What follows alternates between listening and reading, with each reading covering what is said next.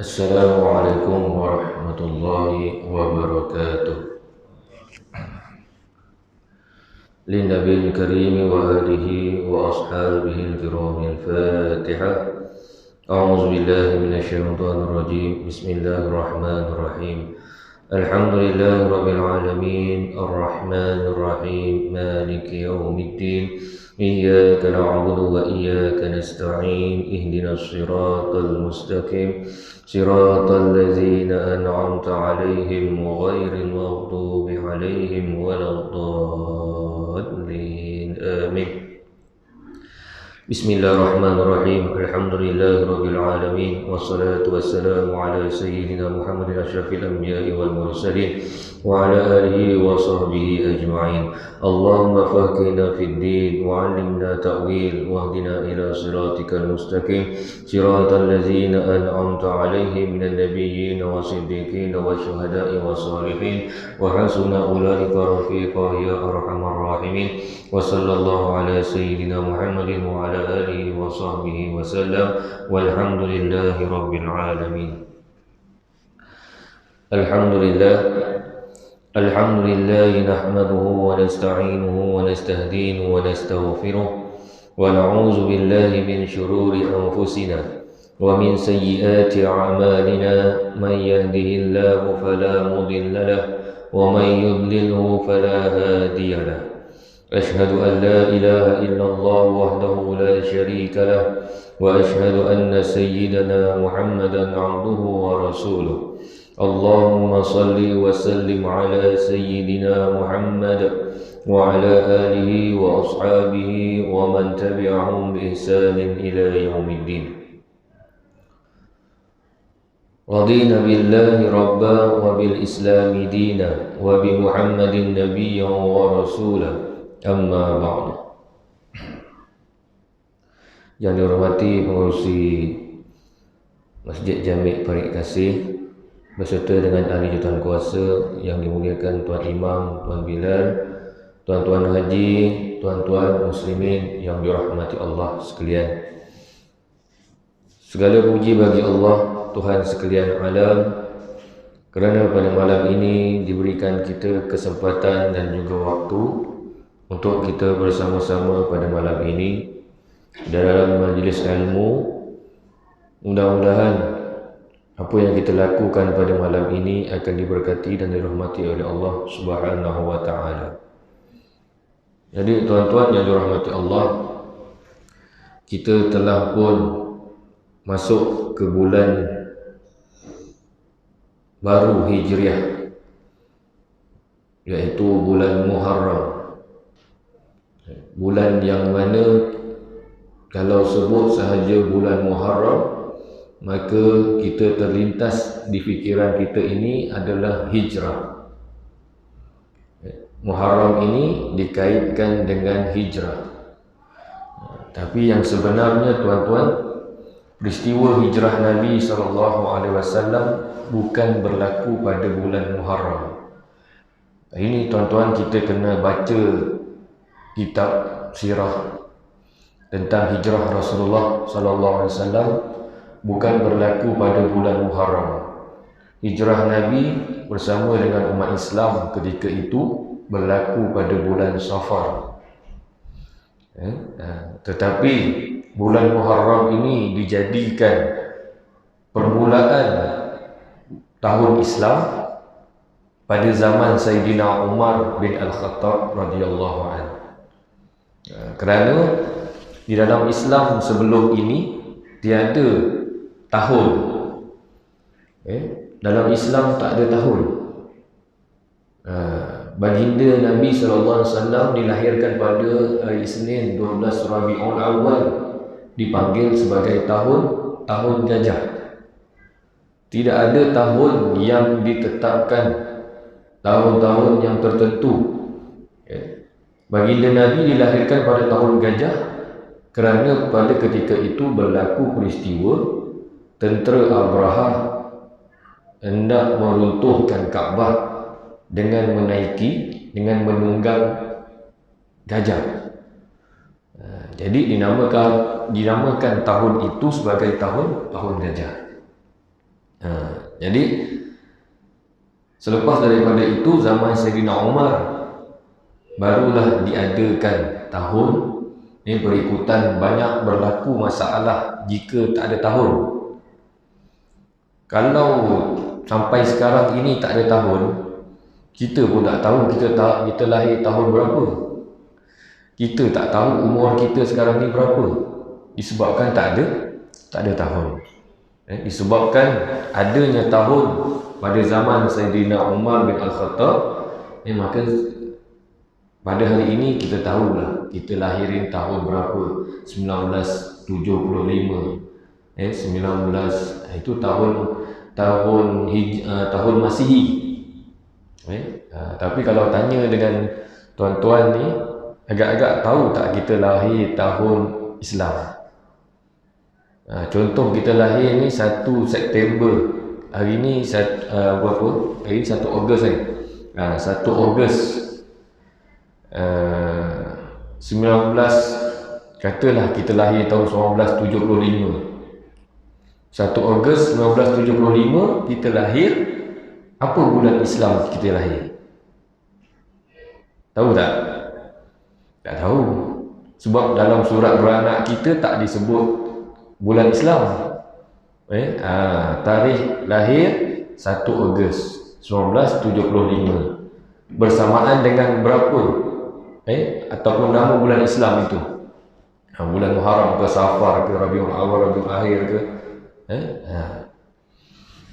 Jadi tuan-tuan, sempena hijrah yang diambil, peristiwa hijrah Nabi SAW ini, dan juga sempena dengan kedatangan bulan baru, tahun baru Islam, maka semua orang, tak terkecuali kita juga, mestilah menanamkan satu azam yang baru, menanamkan satu penghijrahan yang baru. Kalau pada zaman Nabi, hijrah ini perpindahan daripada suatu tempat ke suatu tempat yang lain. Daripada kota Mekah ke Madinah. Itu hijrah Nabi. Berlaku pada zaman Nabi. Tapi kalau kita ambil perkataan hijrah itu, perpindahan itu, dia membawa maksud yang banyak. Bukan sahaja dia berpindah dari satu tempat ke satu tempat, malah dia boleh juga menjadi perpindahan ataupun penghijrahan dari sudut sikap kita, perangai kita. Mungkin pada tahun yang lalu, kita ni kata orang tu susah nak pergi masjid. Sempena kedatangan bulan yang baru, tahun yang baru Islam ini, kita tanamkan dalam diri kita, tahun yang baru ini aku nak rajin pergi masjid. Sebelum ni nak pergi kuliah, malas je rasa. Tahun yang baru ini, setiap kali ada kuliah, aku mesti datang.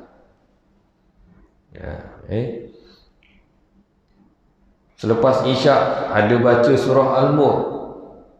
Tahun lepas aku ni tak nak baca surah Al-Mulk.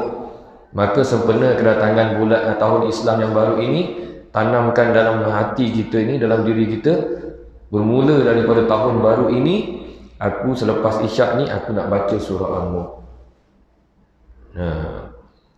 Baca tuan-tuan, surah Al-Mulk itu banyak kelebihan dia, banyak keistimewaannya.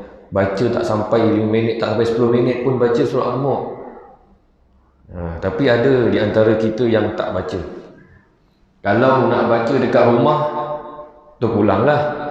Boleh baca kat rumah, tak jadi masalah. Surah Al-Mulk ni kita boleh baca di rumah, tak semestinya kita baca di masjid. Tetapi bila kita baca bersama-sama, berjemaah, maka itu lebih baik. Sebab kadang-kadang kalau kita ni dah balik rumah, nak suruh kita baca surah Al-Mulk ni, memang kita tak baca lah. Ada kerja-kerja yang lain kat rumah kita nak buat kan. Jadi alangkah bagusnya selepas kita solat Isyak, selepas baca doa, kita baca surah Al-Mulk sama-sama. 10 minit je tuan-tuan. Mengeteh setengah jam boleh, kan? Tengok TV 1 jam pun boleh, tengok bola 2 jam pun boleh, kan? Baca surah Al-Mulk ni 10 minit je. Kita baca sama-sama tuan-tuan, ya? Kat sini tak ada masalah. Kat sini saya tengok bagus. Di tempat-tempat yang lain sembahyang isyak ramai, tapi lepas bagi salam semua hilang. Semua hilang. Tak nak cakap tempat orang lain lah. Adalah tempat-tempat tertentu, bila mana solat fardu isyak ni satu saf setengah. Bila habis je solat, bagi salam, imam bagi salam saja, tak sempat lagi pun nak ikut imam tu zikir dan sebagainya, dia dah keluar. Baca surah Al-Mulk 6 orang je. 6 orang. Ini yang terjadi, yang saya lihat di depan mata saya sendirilah. Bila sembahyang isyak ramai, bila baca surah Al-Mulk dah tinggal 6 orang. Maka harap-harapnya tak berlakulah di Parit Kasih ni. Sian imam tinggal baca 6 orang je. Baca tuan-tuan. Dan pada kuliah yang lalu kita telah melihat tentang bab agama yang diredai Allah ialah Islam. Dan saya telah huraikan berkenaan dengan amal-amal yang akan datang kepada kita pada hari kiamat, iaitu untuk menjadi pelindung, untuk memohon syafaat pertolongan bagi orang-orang yang mengerjakan amalan tersebut. Jadi itu dah habis. Pada malam ini kita masuk bab yang keempat, berkenaan dengan kelebihan agama Islam. Bab yang lepas dah habis. Kita telah pun mengetahui bahawa agama yang diredai di sisi Allah, agama di sisi Allah ini, Allah hanya menerima agama Islam. Maka kita masuk ke bab yang seterusnya, menerangkan tentang kelebihan agama Islam. Kita tahu kita ini orang agama Islam, kita ini beragama Islam, tapi kita tak pernah pun terfikir untuk mengetahui apa dia kelebihan agama Islam. Hadis daripada An Abi Sa'id Al-Khudri radhiyallahu anhu annahu sami'a Rasulullah sallallahu alaihi wasallam yaqulu. Hadis yang ke-10 ini daripada Abi Sa'id Al-Khudri radhiyallahu anhu, bahawa ia telah mendengar Rasulullah sallallahu alaihi wasallam bersabda, "Iza aslamal 'abdu fahasuna islamuhu." Apabila seseorang itu memeluk Islam, lalu ia mengerjakan amal-amal yang membuktikan keislamannya dengan sebaik-baiknya, yakni serta dengan ikhlas, yukaffirullahu anhu kulla sayyi'atin zalafaha. Allah akan mengampunkan tiap-tiap kejahatan yang dilakukannya dahulu sebelum Islam. Hadis yang ke-10 ini tuan-tuan, dia nak menerangkan kepada kita bahawa orang yang bukan Islam, orang yang lahir bukan beragama Islam, maksudnya dia lahir dalam agama yang lain, sama ada dia Buddha ke, Hindu ke, Kristian ke, ataupun agama-agama yang lain di dunia ini selain daripada Islam, apabila dia lahir itu bukan Islam, kemudian Allah memberikan hidayah kepadanya, Allah memberikan petunjuk kepadanya, lalu dia pun memeluk agama Islam. Orang yang lahir bukan Islam memeluk agama Islam. Jadi ada orang tanya, macam mana dengan amalan-amalan ataupun dosa-dosa yang dia ni buat ketika mana dia masih berada di dalam agama yang lama? ketika mana dia kafir, macam mana dosa-dosa dia apabila dia memeluk agama Islam? Adakah dosa-dosa dia ketika mana dia kafir itu akan diampunkan oleh Allah, ataupun Allah akan kira juga? Dalam hadis ini menjelaskan bahawa apabila seseorang itu memeluk Islam, lalu ia mengerjakan amal-amal yang membuktikan keislamannya dengan sebaik-baiknya serta dengan ikhlas, Allah akan mengampunkan tiap-tiap kejahatan yang telah dilakukan dahulu, yang ini sebelum Islam. Apabila orang yang bukan Islam memeluk agama Islam dan dia mengamalkan, dia menunaikan, dia mentaati apa yang diperintahkan oleh Allah dan meninggalkan apa yang Allah larang, maka dosa-dosa dia yang bila mana dia sebelum Islam dahulu, Allah akan ampunkan. Dia masuk Islam, bermaksud dia ini seperti orang yang, seperti bayi yang baru dilahirkan semula. Dia dalam keadaan yang bersih. Berbanding kita orang Islam, kita ni orang Islam, lahir memang dah Islam, maka kita tak perlu memeluk agama Islam lagi, sebab kita memang lahir Islam. Jadi dosa kita yang kita buat dahulu pun akan dikira, akan dihitung oleh Allah Subhanahu wa ta'ala. Berbeza dengan orang yang bukan Islam, apabila dia masuk Islam, dosa-dosa ketika mana dia kafir dulu, Allah akan ampunkan, dengan syarat dia mengerjakan amal-amal yang membuktikan keislamannya dengan sebaiknya. Apa yang Allah perintahkan, Allah perintahkan solat, dia solat. Allah perintahkan berpuasa, dia berpuasa. Dia buat amal-amal kebaikan, dia mengikut apa yang telah diajarkan oleh baginda Nabi SAW, maka dosa-dosa dia ketika mana dia kafir dulu, Allah akan ampunkan. Wa kana ba'da zalikal qisas, dan sesudah itu dijalankanlah balasan bagi segala amalannya. Al-hasanatu bi'ashri amsalha ila 700 di'fin was-sayyi'atu bimisliha illa an yatajawazallahu anha. Tiap-tiap satu kebaikan akan dibalas dengan 10 kali ganda hingga kepada 700 kali ganda, dan tiap-tiap satu kejahatan akan dibalas dengan satu kejahatan yang menyamainya, kecuali jika Allah mengampunkannya. Dalam hadis ini juga tuan-tuan menunjukkan kepada kita bahawa Allah ini Maha Pemurah, Allah ini Maha Pengasih. Allah ini Ar-Rahman, Allah Ar-Rahim kepada hamba-hambanya.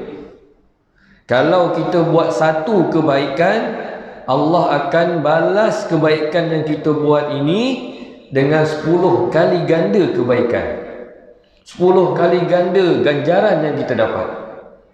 Bukan 10 sahaja, kata dalam hadis ini boleh sampai 700 kali ganda. Amalan baik yang kita buat, Allah akan berikan ganjaran yang berlipat kali ganda. Tetapi satu kejahatan yang kita buat, Allah akan balas dengan satu balasan. Bayangkan tuan-tuan, kalau satu kejahatan yang kita buat, Allah balas dengan 10 balasan. Sesungguhnya Allah ini Maha Ar-Rahman Ar-Rahim. Allah ini Maha Kasih kepada hamba-hambanya. Itu pun kita masih tak nampak lagi tuan-tuan.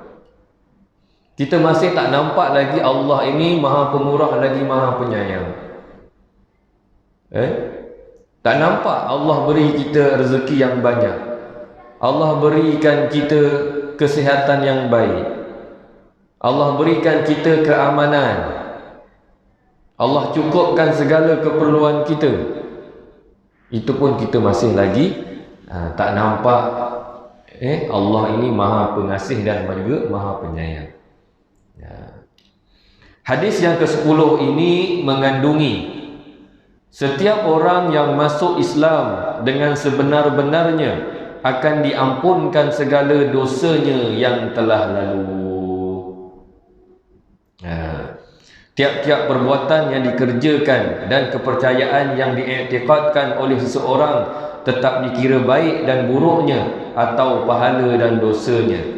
Tetapi orang kafir apabila masuk Islam, maka segala bawaannya meliputi perbuatan dan kepercayaan yang dilakukan sebelum itu diampunkan dan bersihlah ia dari menanggung sebarang dosa. Jelas tuan-tuan, orang yang bukan Islam apabila memeluk agama Islam, melafazkan kalimah syahadah, asyhadu an la ilaha illallah wa asyhadu anna muhammadar rasulullah, bersaksi di dalam hati bahawa tiada Tuhan yang disembah melainkan Allah dan Nabi Muhammad itu pesuruh Allah, maka ketika itu segala dosanya ketika mana dia kafir akan diampunkan semuanya oleh Allah Subhanahu wa taala. Beruntung tuan-tuan. Beruntung dosa-dosa yang ketika mana dia kafir diampunkan oleh Allah. Maka terpulanglah pada dia. Apabila dia telah memeluk agama Islam, dia buat dosa, maka ketika itu dikira. Baru Allah kira. Tu dia. Dia tak terlepas juga daripada dosa pahala.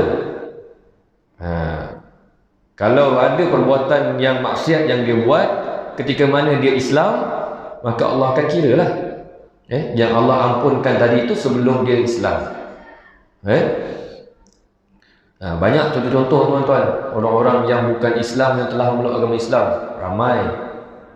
Dah ramai orang nampak tentang kelebihan agama Islam berbanding dengan agama-agama yang lain.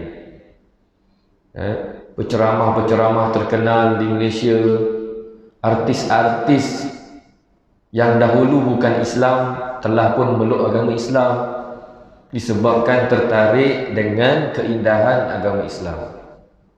Maka kita yang memang dah sedia Islam, banyak-banyakkan bersyukur kepada Allah Subhanahu wa taala. Alhamdulillah, aku ini dilahirkan sebagai orang Islam. Yang paling penting, aku ini dilahirkan sebagai umat Nabi Muhammad sallallahu alaihi wasallam. Yang mana umat-umat terdahulu semuanya nak jadi umat Nabi Muhammad. Tetapi yang beruntung, yang dipilih oleh Allah adalah kita. Kita ini menjadi umat Nabi akhir zaman, umat Nabi yang akan memberikan pertolongan dan syafaatnya pada hari kiamat nanti. Beruntung kita tuan-tuan. Kemudian yang kedua, balasan amalan yang dilakukan sesudah ia memeluk agama Islam. Sesudah itu dijalankan semula hitungan tentang kepercayaan dan amal-amal yang dilakukannya, juga tentang dosa dan pahalanya. Maksudnya macam yang saya kata tadi, apabila seseorang ini telah memeluk agama Islam, jika dia melakukan maksiat, dia melakukan perbuatan-perbuatan yang berdosa, maka dia akan dikira amalan yang dia buat itu, dan Allah akan memberikan juga balasan. Itu dia. Balasan orang-orang yang berdosa. Dalam hadis ini Rasulullah menerangkan satu hakikat, bahawa orang yang melakukan dosa tak boleh ditentukan balasan buruknya, kerana hal itu terserah kepada Allah Azza wa Jalla. Jika seseorang itu melakukan maksiat, jika seseorang itu melakukan dosa, maka kita ni manusia, kita tak boleh hukumkan dia. Kau tak sembahyang, nanti kau tahulah dekat akhirat nanti kau masuk dalam neraka. Engkau mencuri ni nanti kau tahulah nanti dekat akhirat kau kena potong tangan. Siapa kita tuan-tuan untuk menentukan hukuman untuk orang yang buat maksiat itu tadi? Bukan kerja kita. Engkau tak pergi masjid, kau tahu tak pergi masjid ni berdosa. Siapa kita untuk mengatakan orang itu berdosa? Apa balasan yang dia akan dapat? Itu bukan tugas kita. Sesungguhnya yang akan memberikan balasan ini hanyalah Allah Subhanahu wa ta'ala. Allah yang berhak dan dialah satu-satunya yang akan memberikan hukuman atas setiap amalan yang kita lakukan. Jangan kita hukumkan setengah orang, kau ni kafir, kau ni orang yang macam. Pernah berlaku peristiwa orang yang mengkafirkan orang lain. Kau ni kafir. Tak boleh tuan-tuan. Siapa kita nak mengkafirkan orang?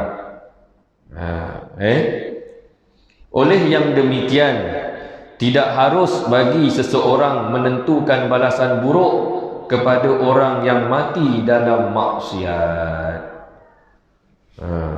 Katakanlah mati sebab dia merompak. Dia merompak, kena kejar dengan polis, kemudian polis tembak. Polis tembak, mati. Maka kita pun cakap, itu dah merompak mati kan, masuklah kau dalam neraka. Bukan kita tuan-tuan nak tentukan dia masuk neraka atau tak. Sebab dalam kitab ini mengatakan tidak harus bagi seseorang menentukan balasan buruk kepada orang yang mati dalam maksiat. Bukan tugas kita. Dengan itu tertolaklah pegangan puak yang menetapkan balasan neraka kepada orang yang melakukan dosa besar, dan pegangan puak yang mengatakan bahawa orang yang berdosa besar terkeluar dari Islam. Juga tertolaklah kepercayaan puak yang menetapkan bahawa orang yang berdosa besar itu kekal dalam neraka.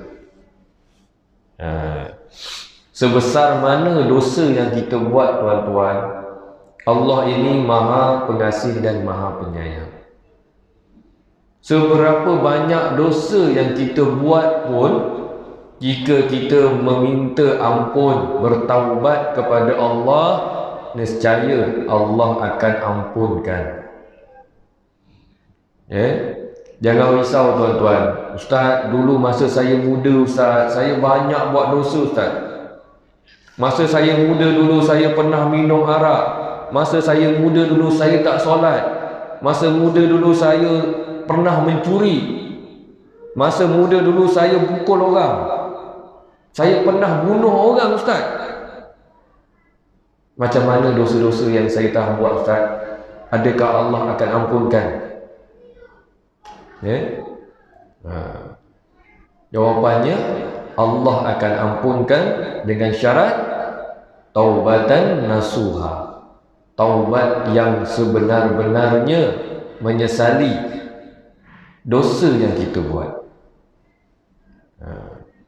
Tuan, kita jangan ego. Kita ni jangan ingat kita ni tak ada dosa.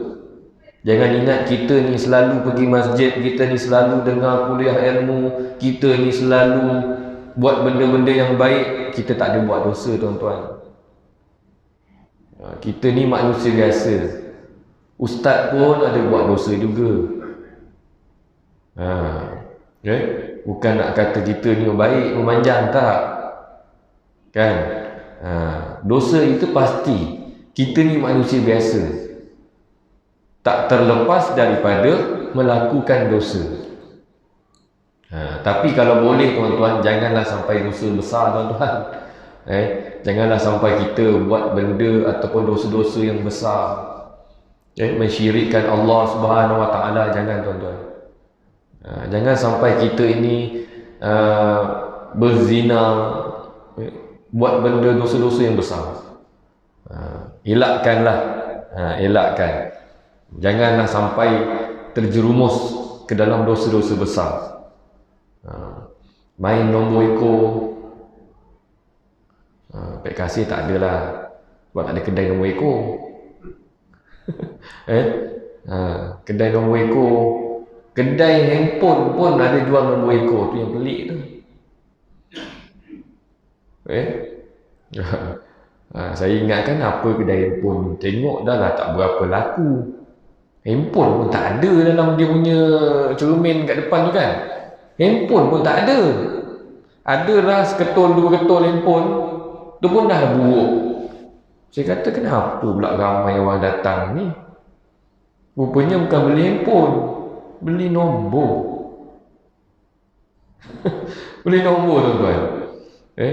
Kedai runcit pun ada jual nombor. Ada.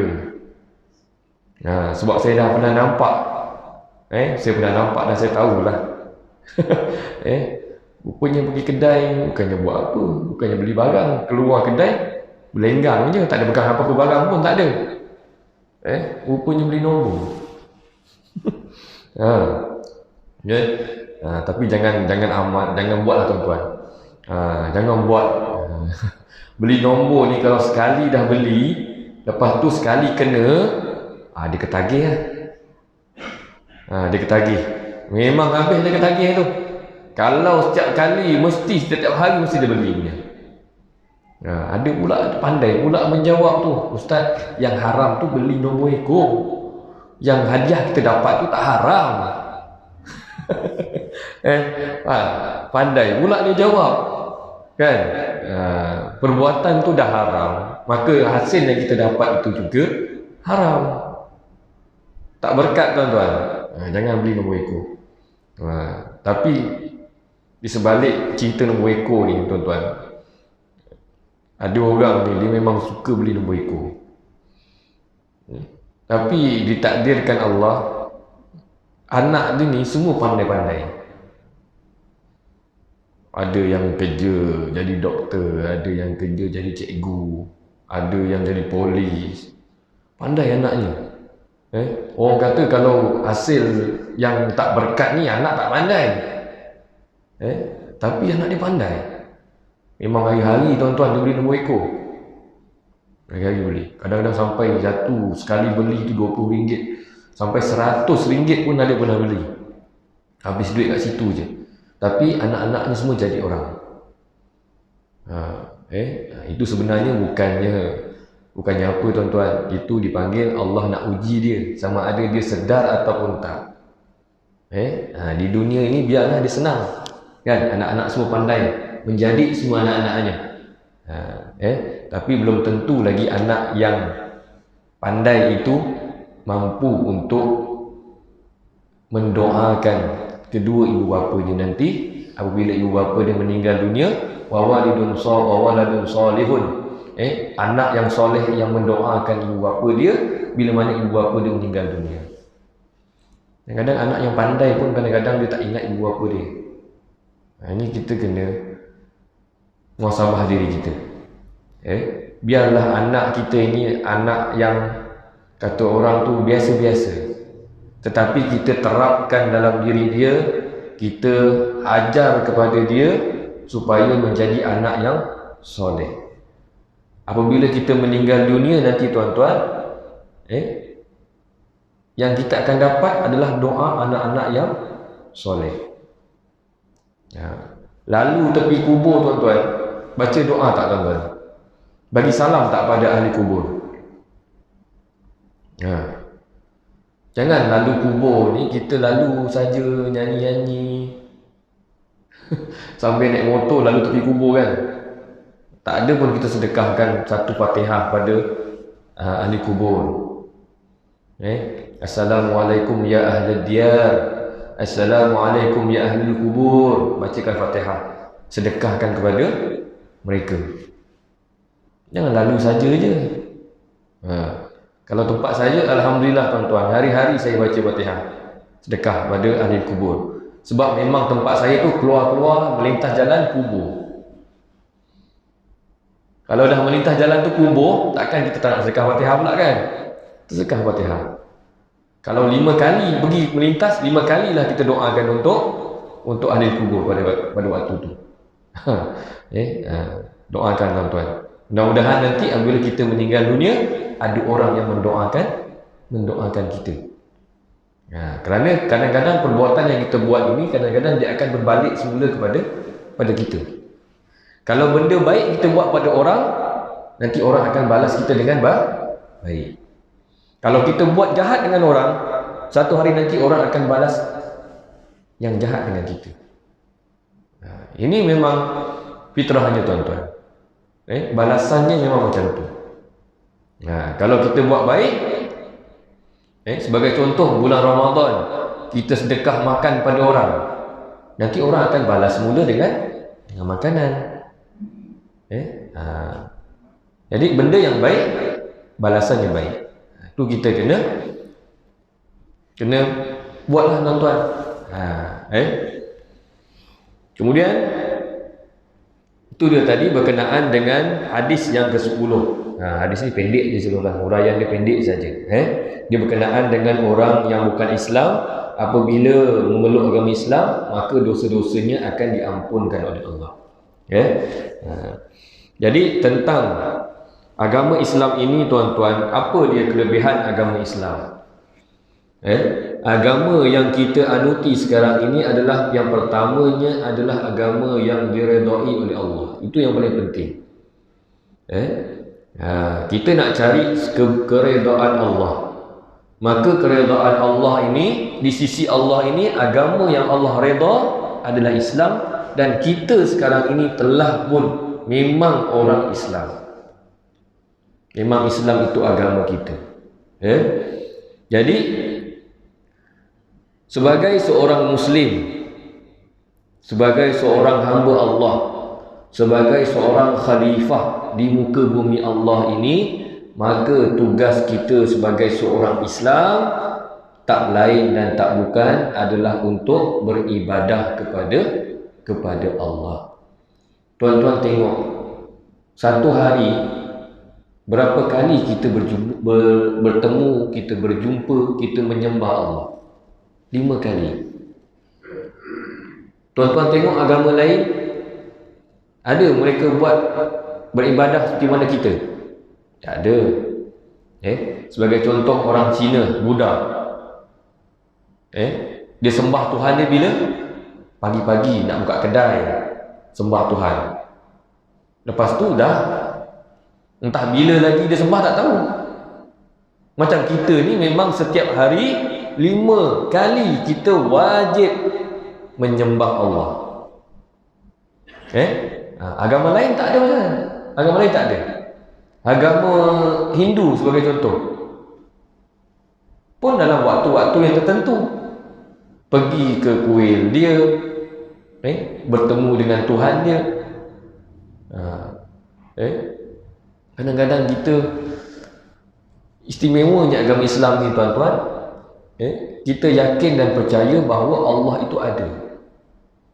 Walaupun kita tak pernah nampak, walaupun kita tak pernah tahu di mana Allah berada, tetapi kita perlu yakin dalam hati kita ini Allah itu wujud, Allah itu ada. Berbeza dengan agama yang lain. Ini juga salah satu keistimewaan agama Islam. Agama lain, dia sembah Tuhan, dia yang buat Tuhan. Orang agama lain sembah patung, patung tu siapa yang buat? Dia yang buat. Dia yang buat dan dia yang sembah. Berbeza dengan kita orang Islam. Yang menciptakan kita ini Allah, dan kita menyembah orang yang menciptakan kita. Tapi orang agama yang lain, mereka sembah benda yang mereka buat sendiri. Bukannya mereka sembah orang yang menjadikan mereka. Ini istimewanya agama Islam dan bezanya agama Islam dengan agama-agama yang lain. Macam-macam bentuk dia buat Tuhan dia. Ada yang perut boncit, ada yang tangannya banyak, ada yang belalai. Mereka buat, mereka sembah. Lepas tu tak ada apa-apa tuan-tuan. Bagi makanan dekat depan pun tak usik dia. Mana nak usik benda tak gerak? Letak limau, letak pau, letak macam-macam lah kat depan tu. Bukannya Tuhan makan.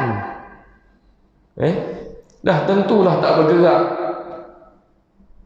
Mereka yang buat, mereka nak suruh pula Tuhan tu makan. Dah tahu dah memang benda tu tak gerak, patung. Tapi masih lagi sembah. Sebab itu dalam kita agama Islam, kita tak ada.